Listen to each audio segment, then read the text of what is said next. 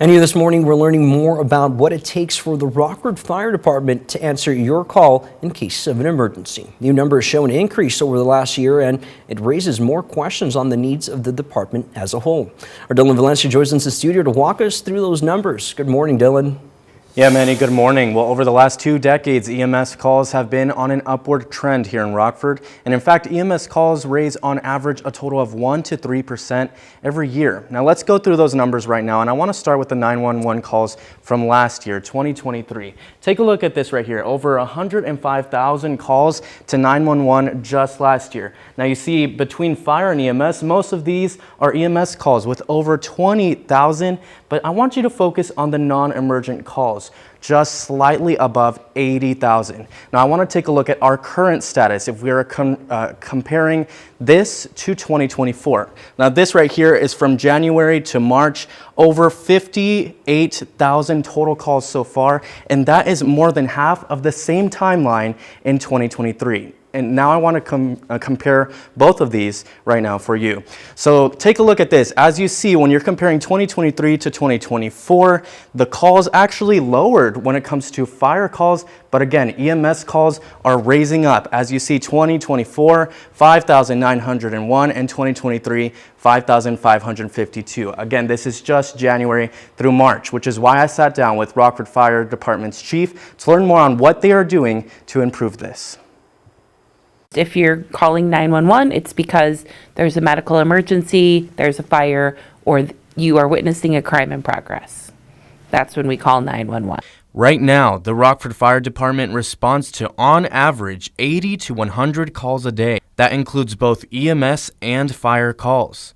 However, the 911 center receives, on average, 641 calls a day. We have concurrent calls for service all day long. A call comes in across the street from here, the closest vehicle goes, right? And then if a call comes in next door, now you're going to get a vehicle that's farther away.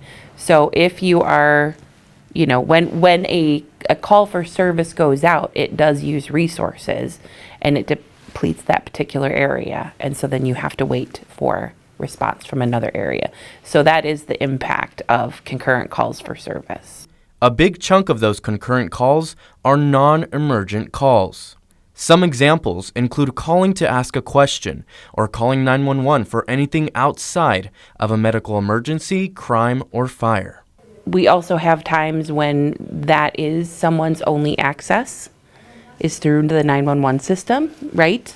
Or they feel or think that is their only access. EMS calls have been on the incline for the last 2 decades. Thankfully, Rockford Fire can and will respond to every call requiring a response.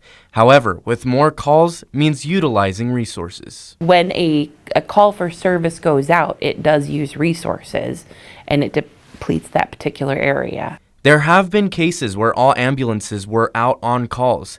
In this case, RFD hires private ambulance companies to respond. Meanwhile, RFD is implementing 2 new initiatives, but it isn't at the scene of an emergency. It's where those calls first come in. If there's an emergency, we want people to use 911, right? But oftentimes there are other services that we can connect people with.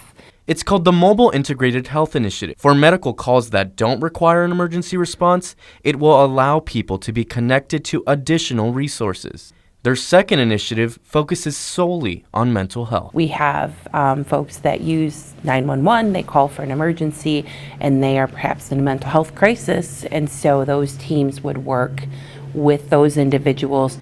In the coming months, Rockford Fire plans to bring a triage nurse into the 911 center to aid in answering mental health-related calls. Somebody needs to be connected with a counselor, or somebody needs to be connected for something maybe as simple as filling a prescription. Then we can kind of sort that out and route them to the more appropriate place. While they cannot decrease calls, their goal with new initiatives is to stop that increase. I'm very excited, and I cannot wait till we get there. Now, meanwhile, Rockford Fire will also be implementing a new protocol-based software to help carve out these calls to the correct place. Now, when it comes to staffing, nationally, there are low applicants for emergency response positions, but thankfully right now, RFD is not lacking staff. Now, we want to pull up Rockford's non-emergency line phone number for you. If you do need it, that number is 815-966-2900.